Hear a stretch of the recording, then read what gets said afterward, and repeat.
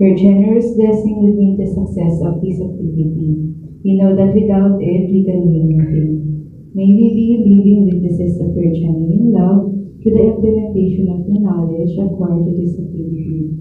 Grant us the divine wisdom as we go about Red City of Las Piñas, no? At sa ating partners, no? Yung bagong building na tayo ngayon dito sa Las Piñas, no? Hello po, ating kapitbahay from Pilpila. Ang pangatlo na po ata ito na ginagawa po ng aming division, which is po yung Product Safety Services Division po ng Bureau of Plant Industry. So may nauna na po itong nakandak sa Nueva Ecija and San Quezon Province po. So pangatlo na So, dyan pumapasok yung mga good agricultural practices po natin. Also, pasok din po yung post-harvest stage. Ayan. Bahagi.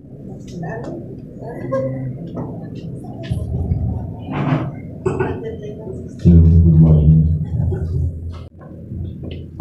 So again, DILG in collaboration with DA, the DOH, and other government agencies shall supervise the enforcement of food safety and sanitary rules and regulations.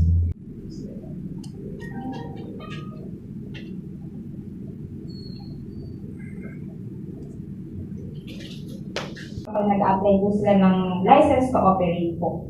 So this is the title. Ito yung mobile food safety laboratory ng DTI.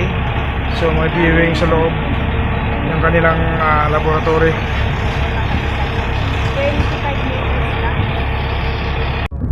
Meron silang unique na wavelength. Doon po natin nalalaman kung para sa kung saan mababasa natin si arsenic, si lead, at si cadmium.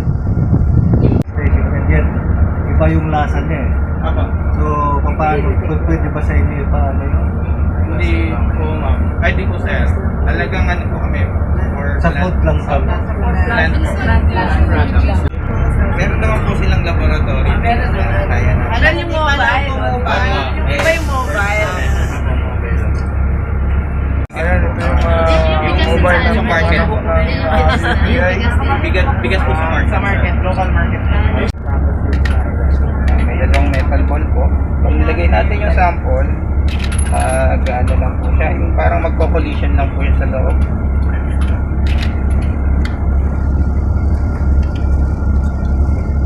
Sakali kung may una po natin kahit 1 minute po ano.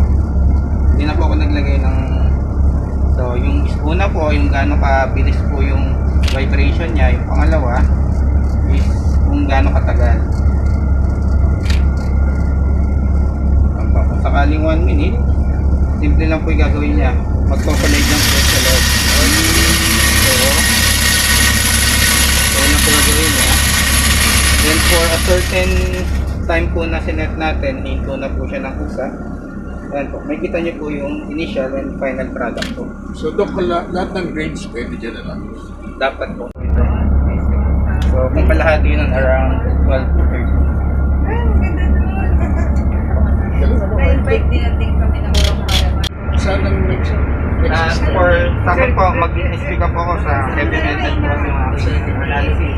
So, magkakaroon po tayo ng tinatawag na digestion po. Yun po yung sample preparation.